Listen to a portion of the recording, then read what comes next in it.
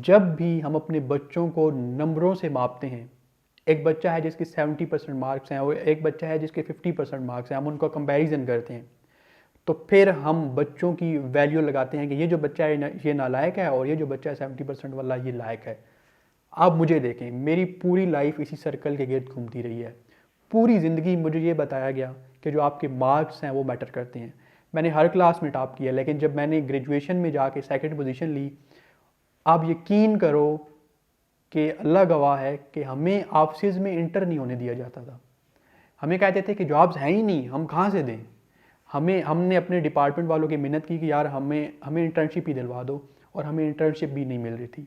मेरा जो दोस्त टॉपर था और मैं सेकंड पोजीशन पे था, हमें एक इंटर्नशिप भी नहीं मिली। इवन कि हम इस पोजीशन पे आ गए कि यार हम पैसे देते हैं, आप खुदारा हमें इंटर्नशिप दे दें, हमें इंटर्नशिप नहीं मिली। आप किस सोच से बच्चों को कहते हैं कि ज़्यादा नंबर लें? मैं ये कहूँगा कि आप अपने बच्चों को बोलें कि नंबर्स इंपॉर्टेंट नहीं हैं। आपके नंबर्स जो है ना वो एक सर्टन क्राइटेरिया से ऊपर होने चाहिए। मिसाल के तौर में कहता हूँ 70% तक होने चाहिए, बस इतने नंबर ज़रूरी होते हैं। हाँ, कुछ फील्ड्स में बहुत ज़रूरी होते हैं, जैसे मेडिकल है। आपको मेडिकल में जाना है तो ज़ाहिर सी बात है आपको उसके मेरिट के लिए नंबर ज़्यादा चाहिए होते हैं। एक सर्टन फील्ड से, एक सर्टन लिमिट से आपके नंबर ऊपर होने चाहिए। उसके बाद आप अपने बच्चों को स्किल्स दें, उनकी इंग्लिश अच्छी करें, उनको प्रोग्रामिंग में इंटरेस्ट है वो सिखाएं, उनको एनिमेशन में, कोडिंग में, उनको जिस भी फील्ड में इंटरेस्ट है उनको प्रैक्टिकल स्किल्स सिखाएं। ये जो हार्ड स्किल्स हैं ना डिजिटल दुनिया की, ये सिखाएं, ये उन्हें फ़ायदा देगी। एक बच्चा जिसने एफएससी की हुई है, मैं एक बच्चे को जानता हूँ जो एफएससी की हुई थी उसने, और वो प्रोग्रामिंग में अच्छा था और वो 60,000 ले रहा था। उसी स्टूडियो में मैं भी काम कर रहा था, मैं ग्रेजुएट था और टॉपर भी था, और मेरी तनख्वाह थी 30,000। और उसी स्टूडियो में एक बच्चा था जिसने एफएससी के पेपर दिए हुए थे, उसकी प्रोग्रामिंग अच्छी थी और उसकी पे थी 60,000।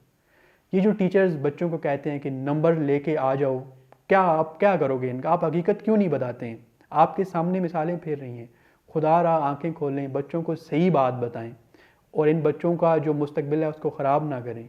हाँ, कुछ सूरत हाल में चाहिए होते हैं नंबर, लेकिन हर बच्चा मेडिकल में नहीं जाने वाला होता। हर बच्चे की एक अपनी स्किल होती है, एक अपना उसका टैलेंट होता है।